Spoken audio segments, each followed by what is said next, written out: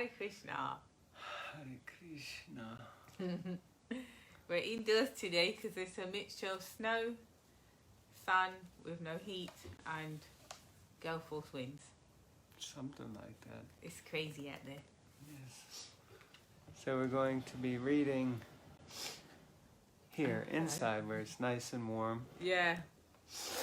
Okay, so Om Namo Bhagavate Vasudevaya.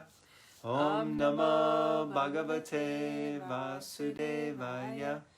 Om Namo Bhagavate Vasudevaya. Alright, text 5. So, Canto 3, Chapter 3, Text 5. I've got to turn the page. Just to please his dear wife, the Lord brought back the Parijata tree from heaven, just as an ordinary husband would do. Oh. But Indra, the king of heaven, induced by his wives, henpecked as he was, ran after the Lord with full force to fight him. Cheapers.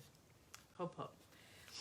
The Lord once went to the heavenly planet to present an earring to Aditi, the mother of the demigods, and his wife, Satyabhama, also went with him.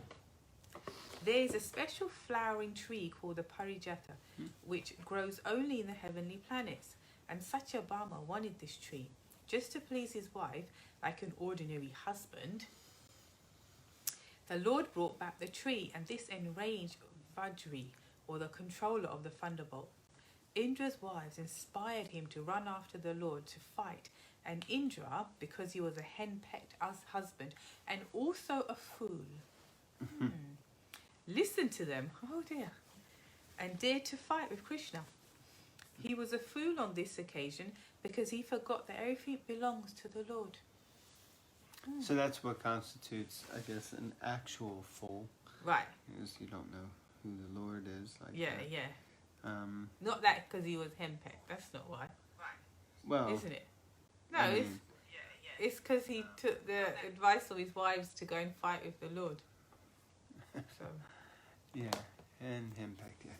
So, there was no fault on the part of the Lord, even though he took away the tree from the heavenly kingdom. But because Indra was henpecked, dominated by his beautiful wives like Shachi, he became a fool. See? Just as all persons who are dominated by their wives are generally foolish. Okay, Jai Prabhupada. Indra thought that Krishna was a henpecked husband who only by the will of his wife, Satyabhama, took away the property of heaven, and therefore he thought that Krishna could be punished. He forgot that the Lord is the proprietor of everything and cannot be henpecked. The Lord is fully independent, and by his will only he can have hundreds and thousands of wives like Satyabhama.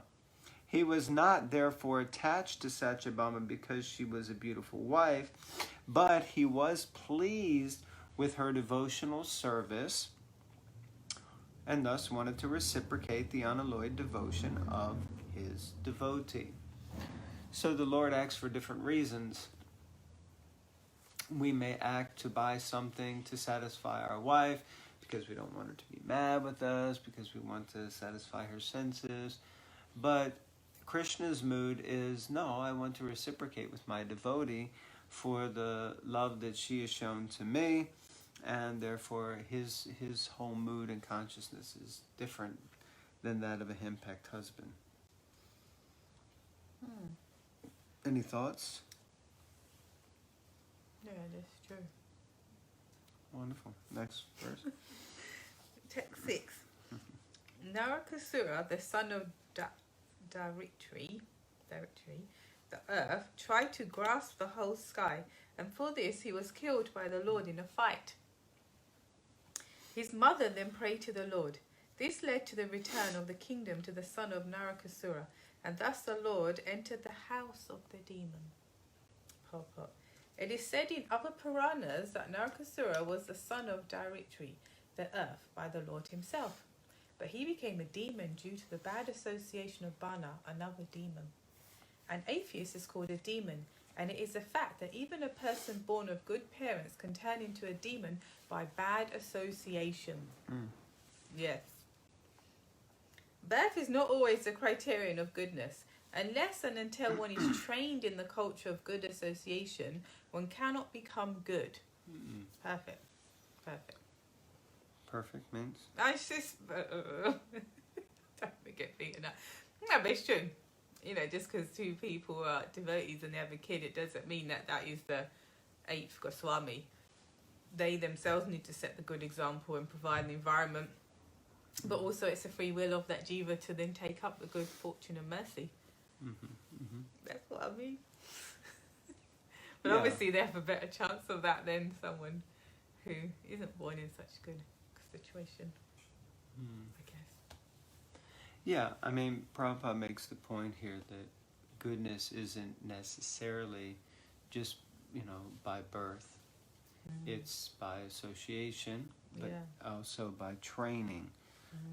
One has to be trained. So even if one is born in a family of devotees, but if they're not really trained in that way, of course you might say it could be inherent. But we were just reading in the 4th canto the pastimes of King Vena. And he was born as son of King Anga, who was a descendant of Dhruva Maharaj. And Vena was born, from his birth, he was just, what was it everyone used to shout when he would come? Cruel Vena. Oh, cruel Vena, oh, cruel Vena. So, he was just, the things he would do, he would make friends with someone and then kill him. Why not? Play with him and then kill him. So, I mean, he was a nasty bit of work, as they say in England. No, he's a nasty bit of work, that one. So, as they say in the UK. But in the end, it wasn't because he was born into a good family that he was naturally. So, he had to be trained. And his father tried to train him, but he wasn't really trainable either.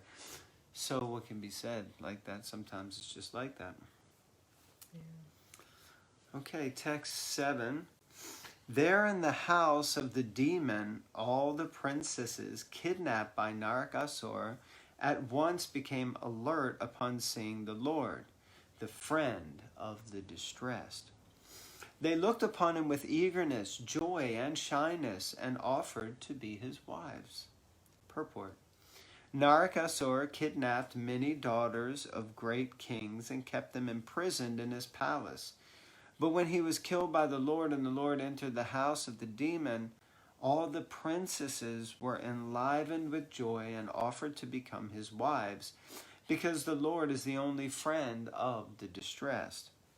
Unless the Lord accepted them, there would be no chance of their being married, because the demon kidnapped them from their father's custody, and therefore no one would agree to marry them. Interesting point. According to Vedic society, girls are transferred from the custody of the father to the custody of the husband. Since these princesses had already been taken away from the custody of their fathers, it would have been difficult for them to have any husband other than the Lord himself. This brings up a great point for a topic of discussion. Do you have any thoughts on that? No, just the word custody, obviously, could be, I just think of like, you're under arrest or you've got no rights. You're in the custody of your husband. Perfect. Yes, and this is exactly why I was saying it's a good conversation.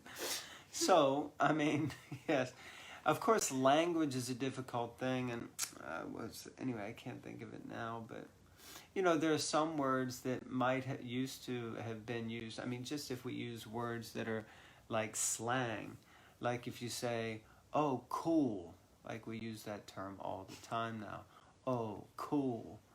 But if you say that to someone who's like 60 years old, they'll say, oh, do you need a sweater? Should I get a blanket? Maybe turn up the heat. Because cool means actually like not hot, like cold. It's like words have meanings. Yeah, like if you say someone's wicked. Yeah, oh man, he's wicked. Oh, should we call the police? No, he's my friend. He's really cool. Oh, is he cold too? It's like words can have meanings can be misconstrued just because of our own conception. Not to get off the point, but it is an important point because the word here used is custody. Now, I mean, custody basically, if we look it up, of course, we're getting into the kind of semantics, but custody means care or imprisonment. But care means the protective care or guardianship of someone or something. So if someone is under the custody of the father, it means they're under the protective care. Now imagine if we look at it like that. So, the daughter is under is protected and sheltered by the father. Now, I would say that even in modern day, generally girls are much more affectionate to the father, and boys usually much more affectionate to the mother. But girls, we all know that girls are usually protected by their fathers. They're very protective over them, and the old thing, if the boy comes to go on a date with a girl, of course, in some cultures you don't go on dates with boys, but in some you do, then what would happen is that the father would be there to check out the boy and make sure that there was protection. And then, once the girl is married, he's fulfilled his duty of protecting her, and now he's handed over that custodial, because she's going into custody, that custodial responsibility of care to the husbands, who's then meant to be looking after her. And in general, the idea is that, coming from this and from Vedic culture, is that ladies are meant to be looked after and cared for. They are the fairer sex, They're the ones they like to be sheltered. The princess that likes to be rescued by the hero, and men have that macho mentality of let me save and rescue this bride. So it's kind of a whole cultural thing, but it can be so misconstrued and misunderstood that as soon as you read something like this, if you have a little bit of a mentality of, a feministic mentality, then you may think that this is derogatory. But the whole thing is not meant as derogatory. It's actually meant as a very caring and supportive and a sheltered environment like that. So now what do you have to say? No, great. Okay, yeah. Okay. Thank you. Okay, text number 8. All those princesses were lodged in different Did I read the last one? I did. I read the last one. All those princesses were lodged in different apartments, and the Lord simultaneously assumed different bodily expansions exactly matching each and every princess. He accepted their hands in perfect rituals by his internal potency. I just remembered something that I didn't get onto in the last point, which is that by Krishna showing up on the scene, because what had happened is they had been kidnapped by Narakasura and kept away from home in the kind of association of a dubious man. So basically what it means is in a cultured environment, that means that their reputation would be in question because they spent time with a dubious man. And of course, even in Vedic culture, you can kidnap your wife. I mean, that's one of the Kshatriya means of marriage. And Krishna did that with Rukmini. With Rukmini. As if they want to be kidnapped, Well, no, it's not actually. I don't know if I'd have to go along with that. I'd have to fight the suitor. For you to come in. Okay, yes. So, anyway, so the thing is, Krishna, what he's done by marrying all these ladies is he's given them shelter when it's unlikely that they may have been able to receive shelter. So like that. Yeah, because if you're in the company of any man, not just dubious, but there's no reason to be unless he's your father or husband, as it were. So that stigma's still there. There's definitely my well, in Indian culture, definitely yes. That stigma, yeah. Indian, maybe Asian, which is a little more general, but definitely cultured in Indian culture. Yeah, definitely. Purport. In the Brahma Samhita, the Lord is described as follows in regard to his innumerable plenary expansions. Advaitam achyutam anadim anantarupam Adyam Purana Purusham Navayovanam Cha Vedeshu Durlabham Adurlabham Atma Bhakta Govindam Adi Purusham Tamaham Bhajami. The Lord, Govinda, whom I worship, is the original personality of Godhead. He is non-different from his innumerable plenary expansions, who are all infallible, original and unlimited, and who have eternal forms. Although he is primeval, the oldest personality, he is always fresh and young. That's the verse translation. By his internal potency, the Lord can expand himself into various personalities of Swayam Prakash and again into Prabhava and Vaibhav forms, and all of them are non-different from one another. The forms into which the Lord expanded to marry the princesses is different in different apartments, were all slightly different, just to match each and every one of them. They are called Vaibhav Vilas forms of the Lord and are affected by his internal potency, Yoga Maya. So basically, the Lord, he not only agreed to marry each of the ladies, but he expanded himself as Vaibhav Vilas expansions or forms in order to reciprocate with each one of those ladies according to their nature and their inclination, so that it wasn't just, it wasn't just him with them, but he actually expanded himself so that they all felt personally cared for and looked after by a single individual. Not that, because there were, I believe, 16,000 of these queens, these ladies. So, not that they all thought, well, hey, whoever is 15,999 in the line, will I ever get to see my husband? But he expanded himself. Because he's God, he can do that. Text 9. Yeah. 3:9. Just to expand himself according to his transcendental features, the Lord begot in each and every one of them 10 offspring with exactly his own qualities. So it's amazing because we're hearing so much about Krishna. We're only in the 3rd canto, and this is all 10th canto conversation. Text number 10. Kalayavana, the king of Magda, and Salva, a city of Mathura. But when the city was encircled by their soldiers, the Lord refrained from killing them personally, just to show the power of his own men. Purport.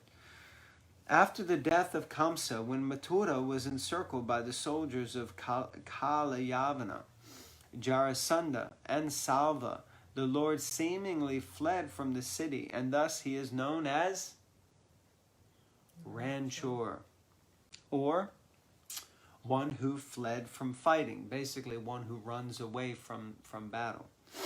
Actually, in English, basically, it means coward, right? And Ranchor would basically mean coward. Or one who fled from fighting. Actually, the fact was that the Lord wanted to kill them through the agency of his own men. Devotees like Muchakunda and Bhima, his own men. Devotees like Muchakunda and Bhima. Kalayavana and the king of Magadha were killed by Muchakunda and Bhima respectively, who acted as agents of the Lord. By such acts, the Lord wanted to exhibit the prowess of his devotees, as if he were personally unable to fight, but his devotees could kill them. The relationship of the Lord with his devotees is a very happy one. Actually, the Lord descended at the request of Brahma in order to kill all the undesirables of the world. But to divide the share of glory, he sometimes engaged his devotees to take the credit.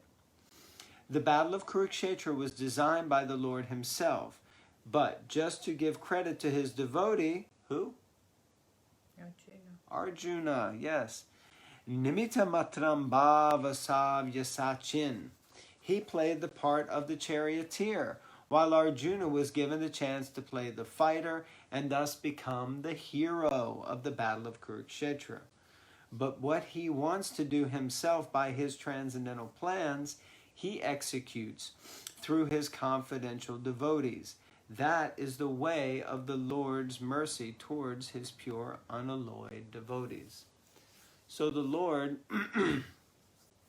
as we see here, he is so amazing that he empowers his devotees in order to get the job done. But it looks like to the common man that he's unable to do it, or that he's run away from the fight, but actually he's simply handed it over to his men, because his men are empowered enough to wipe out the bad guys, you could say it like that. Any thoughts? No. Okay. Next. Of kings like Sambara, Dvivida, Bana, Mura, Balvala, and many other demons such as Dantavakra, some he killed himself, and some he caused to be killed by others, like Sri Balaram, etc. Verse 12. Then, O Vidura, the Lord caused all the kings, both the enemies and those on the side of your fighting nephews, to be killed in the battle of Kurukshetra. All those kings were so great and strong that the earth seemed to shake as they traversed the warfield. Text 13. Duryodhana was bereft of his fortune and duration of life because of the intricacy of ill advice given by Karna, Dushashan, and Subala. When he lay on the ground with his followers, his thighs broken, although he was powerful, the Lord was not happy to see the scene. Purport. The fall of Duryodhana, the leading son of Dhritarashtra, was not pleasing to the Lord, although he was on the he, meaning Krishna, was on the side of Arjuna, and it was he who advised Bhim how to break the thighs of Duryodhana while the fight was going on. The Lord is constrained to award punishment upon the wrongdoer, but he is not happy to award such punishments because the living entities are originally his parts and parcels. He is harder than the thunderbolt for the wrongdoer and softer than the rose for the faithful. The wrongdoer is misled by bad associates and by ill advice, which is against the established principles of the Lord's order, and thus he becomes subject to punishment. The surest path to happiness is to live by the principles laid down by the Lord and not disobey his established laws, which are enacted in the Vedas and the Puranas for the forgetful living entities. So this is, I was just hearing this morning, currently listening to Krishna Dharma Prabhu's audio book on the first canto that he and his wife, Chintamani Damataji, that they wrote in their own words, but using the context of the different cantos. Their series is called Brilliant as the Sun. Anyway, Krishna Dharma Prabhu was narrating, and he was explaining how even early on in the first canto, the sages at Naimisharanya, they were also posing the question, how is it that Krishna, he's God, and he's meant to be independent, and he's meant to be impartial, that's the word. He's meant to be impartial, but yet he's on the side of Arjuna and Yudhisthira, and he's happy that, in one sense, the other side is being beaten. And we can see here, he's giving all the knowledge and information about how Arjuna and Yudhisthira and how Bhima here can smash Duryodhana's thighs, but it doesn't mean that he's happy about it. He's not happy that, they're being destroyed in one sense, because, it's like a parent may punish the child because the child has done something wrong. It's not that the parents like, ha ha ha, I'm so happy the child did something wrong, so I get to punish them. But it's the duty of the parent to administer discipline to the child so that the child corrects his or her mentality and attitude and develops in a way, as we heard earlier, that they have to receive proper training. So like that. So Krishna, it says, the Lord is constrained to award punishment upon the wrongdoer, but he is not happy to award such punishment because the living entities are originally his parts and parcels. So they're his children. He's obliged to correct them, to try to curtail their bad mentality, to bring them back to the spiritual world. But he's not happy to do it, but he's obliged to do it. That makes sense. Any thoughts? Yeah, it's true. It's interesting after all that Duryodhana did in this Mahabharata Leela, as it were, definitely drove the action or wrongdoings, it seems. You know, he's always seen as a bad son and all this. And I mean, obviously there was other people getting things out of it. But it's interesting, at the end, his demise is quite pathetic, you know, lying on the ground. And he himself dies, if I'm not mistaken, sad because of what Ashwatthama did. That's right. Because he killed the 5 Pandava sons. And that broke his heart. He didn't agree with that. That was his man, as it were, and he did it, you could say, for him. And so he lost everything, but then he got even more hurt. You know, he died in that. You know, he wasn't happy with that. And then Krishna's viewing all this and, feeling for the guy. It's interesting, you know, life is not black and white, you know. It's not good guy, bad guy. Oh, well, Yeah, it's not. It's not. Right. You know, no one's all bad. Gray. That's the point. Yeah. We're all pure spirit souls, and we are all struggling with the mind and the senses. That's the point, and the modes. God bless you. I agree. And that's that they say, hate the sin, not the sinner. Actually, in this audio book I was listening to, Krishna Dharma Prabhu, he was describing this because one of the sections is where, you know, the killing of Bhishma Dev, when Bhishma Dev departs. And but I think it was a chapter before that, and he was explaining that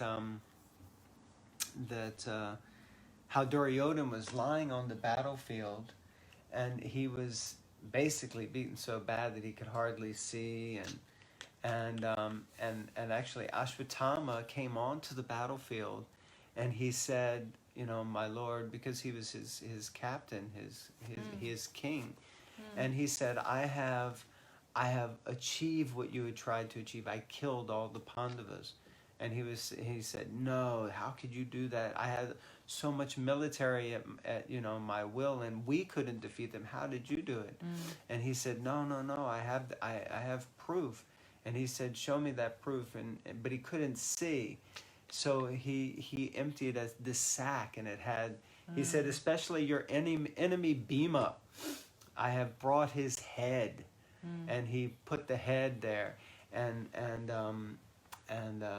Duryodhana was feeling the head, and he could tell that it was the head of Bhima. It had the features of Bhima. And he said, yes, this is your enemy, your arch enemy Bhima. And he was so happy, and he said, yes, you have achieved it. Then somehow he started to feel harder, and he pushed on the head, and the head was so soft that it caved in. And he said, this cannot be Bhima. He said, because his body is like iron, you know, all the way through. And he said, and then he asked Ashwatthama, who is this? What is this? What have you done? And that's when he said, oh, I killed the sons of the Pandavas, the sons of Draupadi, while they were sleeping. And he was disgusted. He said, get out of my sight. Leave this place immediately. You disgust me. So, yeah, in that sense, you could also say Duryodhana wasn't all bad. He had some ideas of righteousness. But for the most part, he was a pretty wicked person from birth. At his birth, there were jackals were howling, and asses were braying, and all kinds of nasty things were happening. So, Yeah. Some of us are doomed from birth. But Yeah, but you can also say he was a victim of his father's insecurity and jealousy and own bitterness, because Dhritarashtra was bitter that he was born blind and the throne didn't go to him. As a result of that, went to Pandu. And it's not that Dhritarashtra was totally helpless because he's blind. He actually allowed these things that were going on through his son. Especially, we recently studied the dice game with the ladies' ashram, so, and it was interesting that how he behaved there. Dhritarashtra was really, really out of order, and at the end he just sort of chuckled because he realised he was checkmated by what had happened. And then he sort of, and it's interesting, he actually says, when the Pandava sons are freed, because Draupadi got them free basically, and he sort of said, okay, go on your way. No, this was just to test the two cousins on both sides, your games playing skills. This was, after all that had happened and Draupadi had nearly been stripped and everything, and how they'd been insulted and she'd been insulted, he actually said, I was just testing, we were just testing how the cousins on Pandu's side and who said that? Dhritarashtra. He said, don't take this thing seriously. Don't take it seriously, dude. Just what happened. And then he said, we were just testing the prowess of the two cousins on the Kura side and Pandavas, how you play dice. That's so in the commentary there. It's Krishna Dharmapu's book, but he's translated, but he's explaining that he didn't have. Actually, it's Chaitanya Charampabu. I was listening to his classes on that scene, and he was saying he didn't. At that point, he could have put Duryodhana in his place and Dushasha and all the rest of them, really sorted them out. But it's because he agreed, he didn't want them to be in power. He himself wanted it, and then he threw his son. And that was a crucial turning point. And Chaitanya Charamparu says at that point, it was more or less they were doomed. As we know, that was it, what you did just there. Specifically to Draupadi, and obviously whatever else happened, that they were finished. And they were all finished. Everyone who sat silent, who didn't sort of say, that's it, Duryodhana, I'm out of here, they were all gone. They were cursed from that moment forward. So you could say you're also a product of your environment as well. Yeah. For sure that's there. But of course he was born with some wickedness in him. Yes. But But his mother wasn't wicked. My point is he could have gone either way. Yes, I agree. Okay. So we're going to conclude here. Yes. And I think we've got, where are we up to? Well, we're halfway because we're up to verse 14 and there's 28 verses in this chapter. Okay. So. All right. Thank you all very much. And remember, Srimad Bhagavatam Ram Navami festival is coming up soon. If anyone's interested in a set of Srimad Bhagavatams, please let us know. Set of Chaitanya Charitamritas, or if you would like... any Prabhupada books. Any Prabhupada books. Because it's fun to read Prabhupada books and discuss and share with your friends and put quotes on social media and just enliven each another. Yeah. Everyone. Hare Krishna, Hare everyone. Krishna. Srila Prabhupada ki jai. Yeah.